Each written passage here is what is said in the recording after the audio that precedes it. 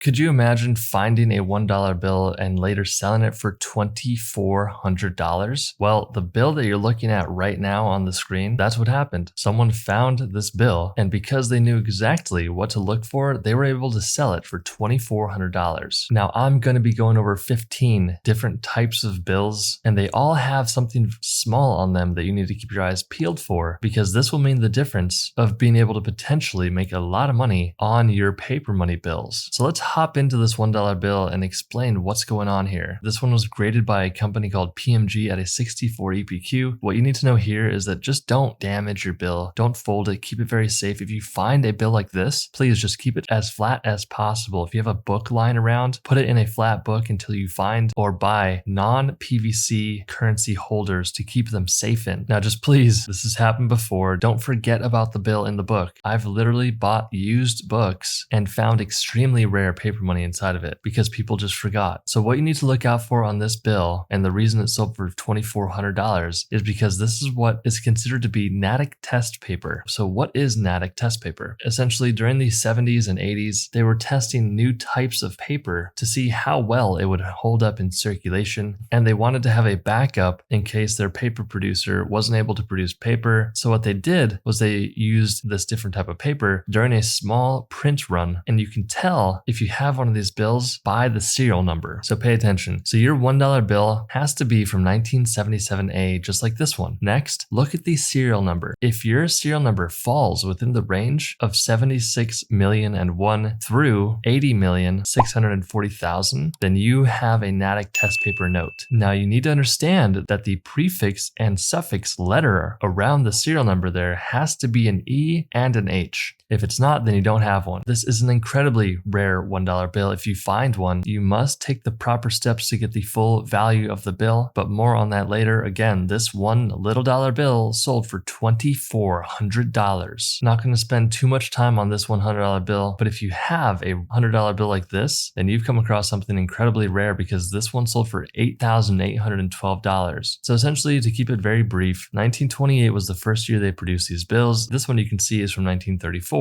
This one is also from the Dallas, Texas district. You can see that by the district seal on the left, which is a large letter K. Now, the main reason why it sold for so much money is because one, it's from the Dallas, Texas district. That's a hard district to come by for the 1934 C $100 bills. That in combination with it being a high grade at a 65 EPQ, remember the highest achievable grading is 70. Now combine all of that with the fact that this is a mule note, allowed it to sell for this much money. Now really quick, what is a mule note? Pretty much when they're producing these bills, the first print is the back of the bill. Now you're going to see a small little plate position on the back of your bill. Now the Bureau of Engraving and Printing, who produces these bills, has a log of which back plate numbers should go with specific front plate numbers. Let me show you where the front plate number is. Now these numbers should not match up for you, but they will be a different size. So the size of the numbers is what is important here. Pretty much the back of this bill should have gone on a different front, and you know that because of the size of the numbers. Like I said, if your back plate numbers are smaller than the front plate numbers, then you have a mule note, which is really cool. Again, all these things combined allowed it to sell for $8,812. I'll keep this one really brief, but this $50 bill sold for $2,990. The first thing you're going to notice about this bill is there's a red specimen stamp. So what that means is back in the day, the US government would send specimen bills to different banks in different countries to show bank tellers what a genuine bill looks like. This way, if they were given a US bill, they could check the specimen bill to make sure that it's real. Now, specimen notes were never meant to get out into public hands, but of course, they eventually did. Now, another way to make sure that you have a genuine specimen bill is the serial number will always be a unique serial number. You can see this one has an ascending ladder serial number, meaning it goes from 2 all the way up to 9 consecutively. I've also seen solid zero number serial numbers or no serial number. This is important because there are people out there that will try to replicate this and put a specimen stamp of their own on here to try to fake it to make it look like this bill. So if you ever come across a specimen bill, those are going to be really rare. Keep your eyes peeled because this one sold for $2,990. This beat up $10 bill sold for $5,875, and here's why. I always love seeing bills like this that are beat up. This one was graded by PCGS at a very fine 20. To me, this means that this bill went out out into circulation and passed many people's hands before someone saw it, noticed it was rare, and kept it in their collection. This is a replacement or a star note. You can see the star at the end of the serial number. What that star means is when they're producing sheets of bills, there was an apparent error on the sheet, and what the quality control team did was they destroyed that sheet of bills with the error on it, and they produced a new sheet of bills. That new sheet had all stars at the end of the serial number. Now you can also see that this is a serial number 1. Serial number 1 bills will always demand a premium in the market. Next, what they did was they got their note graded to make sure that it is indeed authentic and genuine. Most collectors will not buy bills unless they are authenticated by a company like PCGS or PMG. That's because there are some bad people out there that do some bad things to banknotes to make them increase value.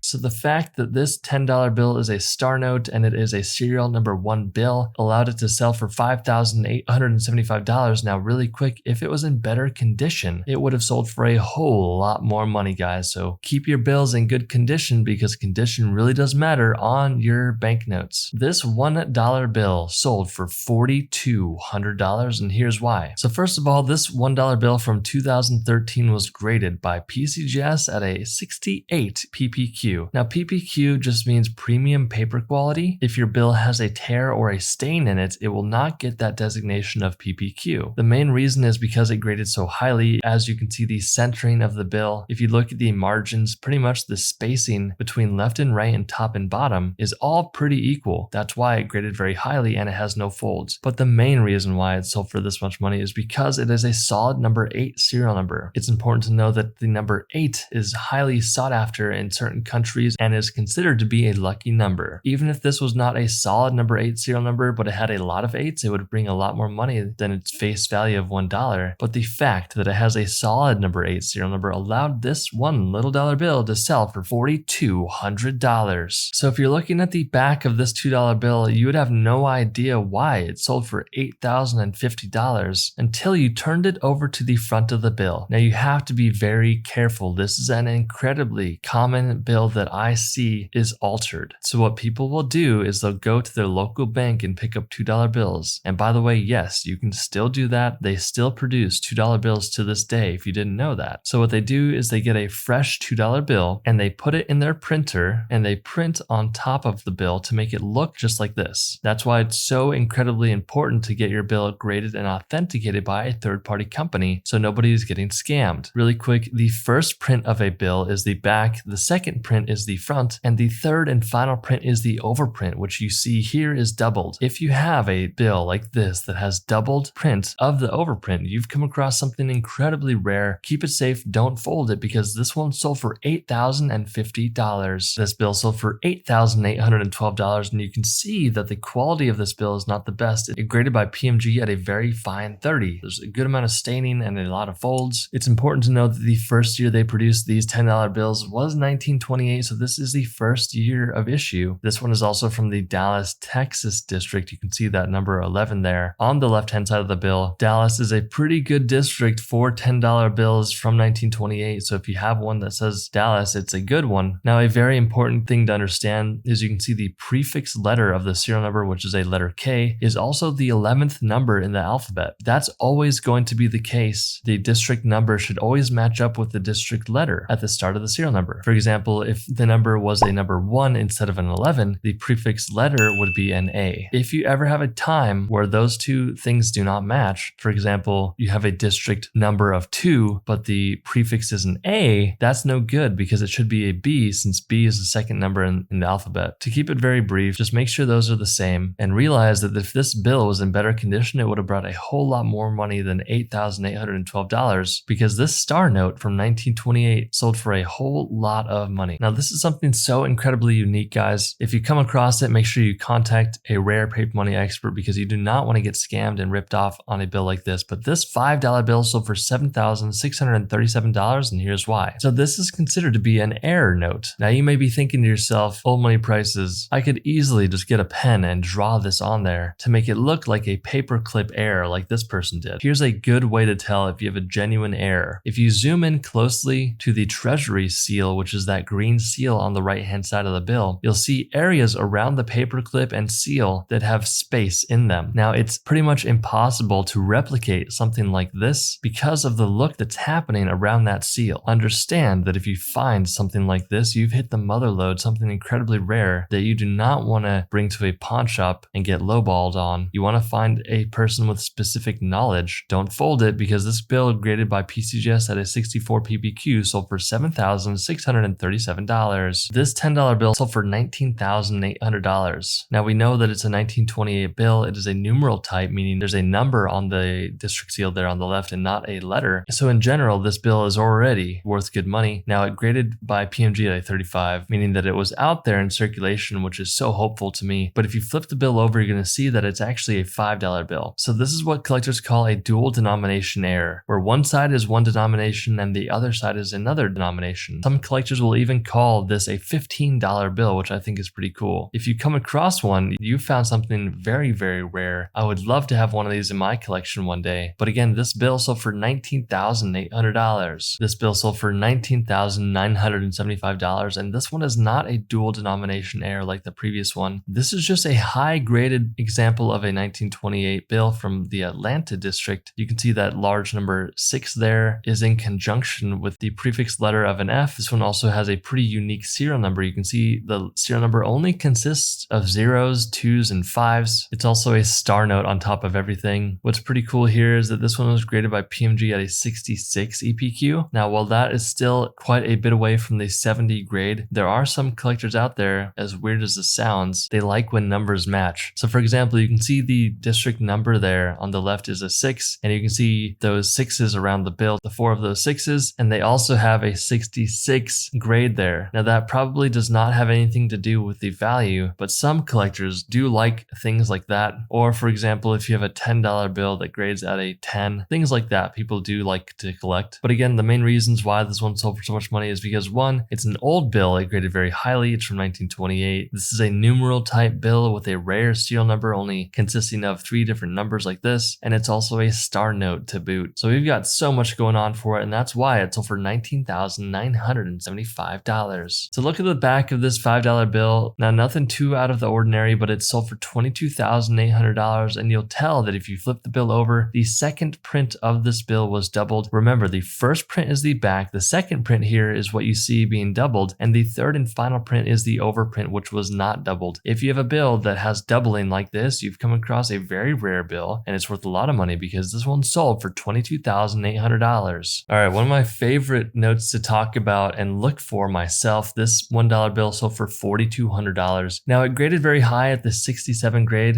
but what's really cool about this bill is that this is considered to be a web note. Now, there are small little indicators that you need to look out for on this bill to determine if it's worth a lot of money. Now, it's important to know that on normally issued bills, you have multiple printings, like the back, which is the first print, the second print, and the third print. What's interesting about web notes is they were all produced in one continual flow, just like a newspaper. The Bureau of Engraving and Printing wanted to test this new type of printing to see if it would be more efficient. It ended up just causing a lot of errors and headaches for the Bureau, and they decided to stop the production. So how do you tell if you have one of these rare web notes? The first thing you want to look at is George Washington's face there. On a web note, it's going to look a bit more washed out compared to a normally issued bill. The next thing is going to be the front plate number. Now, the front plate number will typically have not only a number, but it's also going to have a letter. On web notes, you're only going to see that small little number there. Lastly, on the back of the bill, you're going to see a back plate number. Now, on web notes, they're going to be located to the right of "In God We Trust." On normally issued bills, they're going to be located in a different location. If you have a $1 bill with these indicators, then you've found a web note, and it could be worth a lot of money because this one sold for $4,200. I'll be very brief on this $5 bill from 1934, but it sold for $33,600, and this was a recent sale that happened in 2022. Now remember, the market conditions really do matter when you are selling your paper money. If you find a bill like this, make sure you never spend it, because if you look at the back of the bill, it is a 10 back and a 5 front. This is a dual or double denomination error, as some people like to call it, a $15 bill. Again, one of my favorite types of bills. Such a cool little error here that has a lot of money, a lot of value to bring. Again, this bill sold for $33,600. This $2 bill sold for $2,040. So a few things here. As as I was saying earlier, they still produce $2 bills today. In fact, I will typically carry around $2 bills in my wallet and give to people as either a tip or a gift, and people go crazy. They think it's the coolest thing ever, but the reality is that $2 bills are not really valuable unless you have a bill like this. So why did it sell for so much money? Well, it graded at the perfect grade of 70. To achieve that grade, you pretty much need no folds on the bill, and the centering of the bill needs to be flawless. Combine that with the serial number being a rare serial number, you can see there's only 0s and 4s on the serial number, which collectors really think that's cool. Both of these things combined on this $2 bill from 2003 allowed it to sell for $2,040. One of my favorite $20 bills here, this one sold for $396,000. Now previously, this same $20 bill only brought about $20,000 or $30,000 in auction. Now I'm going to show you the front of the bill right now. Now it's important to know that during early 2021, the market for collectibles went through the roof, and that's why this bill sold for so much money. But essentially, this is what collectors call a retained obstruction error. During the printing process, someone put a banana sticker on this bill after the second printing. So remember, the back of the bill is printed first, the front of the bill is printed second. As you can see, the banana sticker there is covering parts of the bill, and then the third and final print is the overprint. So after the second print, someone stuck this little banana sticker on there, which is incredibly rare and unique. Now you have to know that if you ever come across a retained obstruction, retained meaning the object is still there, never remove the object. Why? Because retained obstruction errors like this will pretty much always bring more money than obstructions that no longer have the object still there. For example, if someone was to have removed the sticker, no one would have known what was obstructing the print, which would make it a whole lot less cool. So moral of the story is, don't remove any error on the bill, because this $20 bill sold for $396,000. If you enjoyed this video, then you'll definitely enjoy the video on the screen. Guys, hit that subscribe button. I will see you in the next video.